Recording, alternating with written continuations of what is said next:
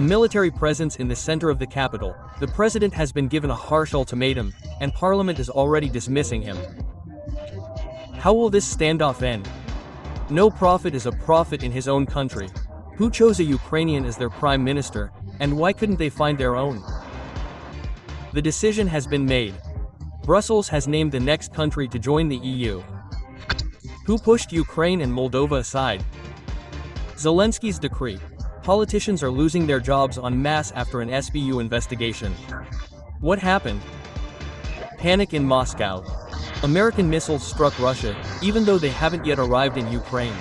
How is this possible? We'll tell you everything. These and other key events are on the morning of Wednesday, October 15th. The most important and breaking news, including exclusive details, are available now. Next, a news release. Up-to-date information on events in Russia, Belarus, Ukraine, and the world. Earlier and clearer than others. Everything you need to know today. Near Kherson, Russian troops fired on a UN humanitarian convoy delivering aid to residents of the right bank.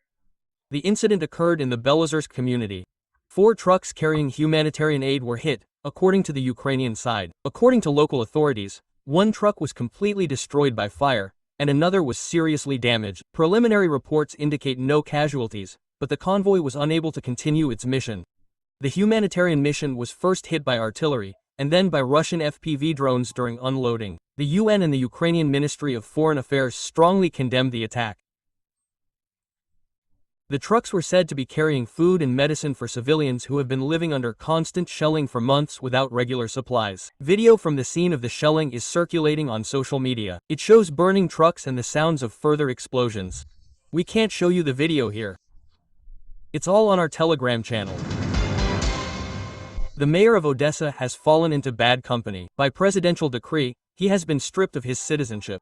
Before explaining how the mayor of a Ukrainian city acquired Russian citizenship and why he denies it, I'll say he was included on the list along with collaborator Oleg Sarev and ballet dancer Sergei Polunin. On his Telegram channel, Zelensky stated that SBU head Vasyl Malyuk reported on the fight against Russian intelligence networks and collaborators and confirmed the Russian citizenship of several individuals. The SBU then published a screenshot of Truhanov's document.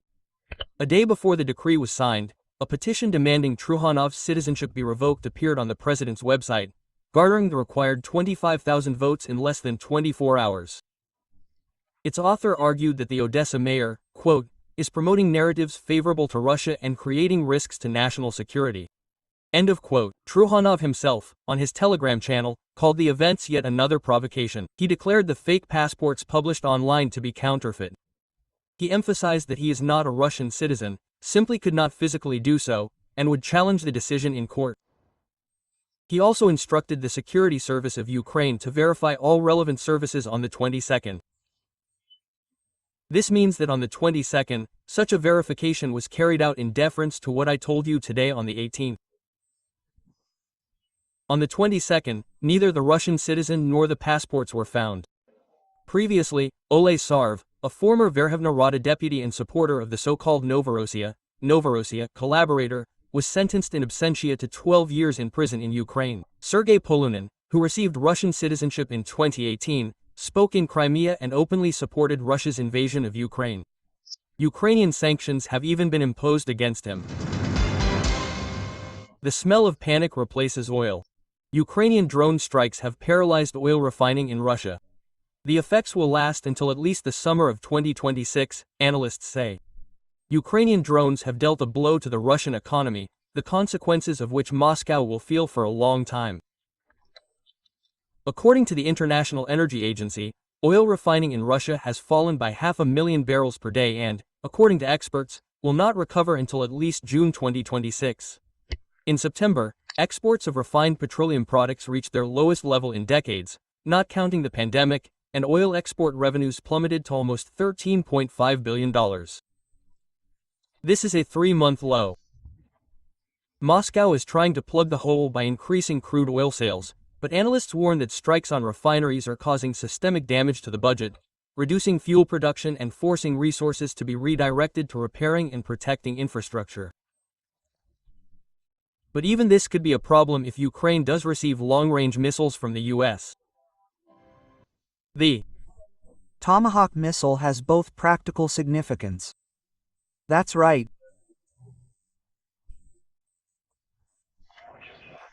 It also has symbolic significance, because this is a case where the Tomahawk missiles, which could potentially be transferred to Ukraine, haven't even been dusted off yet, figuratively speaking, in a warehouse somewhere.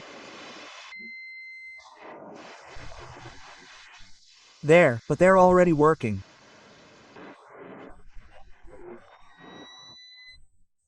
So, the Tomahawk issue is being discussed so actively both in the Russian media and outside of Russia that there's already, well, I'm saying, this is a unique case where it's not necessary to launch this missile. It's already working.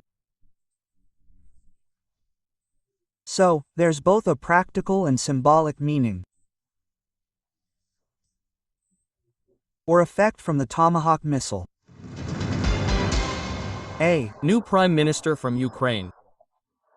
Igor Grosu, leader of Mai Sandu's ruling Action and Solidarity Party, confirmed that Alexandru Munteanu, a Moldovan businessman who has lived in Ukraine for the past 2 decades, will be nominated for the post of Prime Minister. Moldova needs competent people with extensive economic experience who can lead the EU integration process and support economic development. We thank Mr. Munteanu, a man with an impressive career, for agreeing to help the country now, when it is most in need. Grosu stated that the party will officially nominate Munteanu after the approval of the parliamentary mandates and the first session of the new parliament. According to him, the country needs professionals with economic experience who can accelerate Moldova's integration into the EU and support economic growth. It was previously reported that current Prime Minister Dorin Risianu declined to lead the government again and intends to resign his mandate as a member of parliament. The EU decision has been used in Brussels to determine the country that will be next to join the European Union. European Commission President Ursula von der Leyen stated that Montenegro is leading the way toward EU membership among the Western Balkan countries.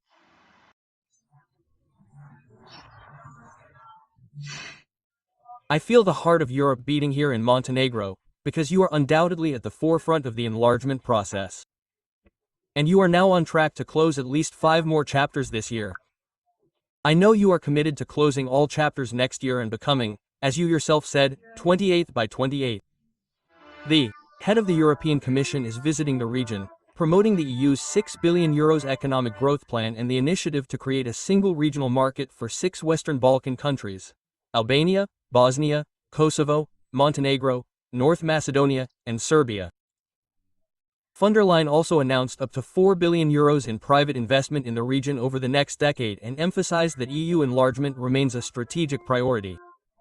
The accession process for countries in the Balkan region has been stalled for years. Brussels attributes this to a lack of reforms and the caution of the member states themselves. A vote of no confidence alone is insufficient, so 2 votes of no confidence will be held.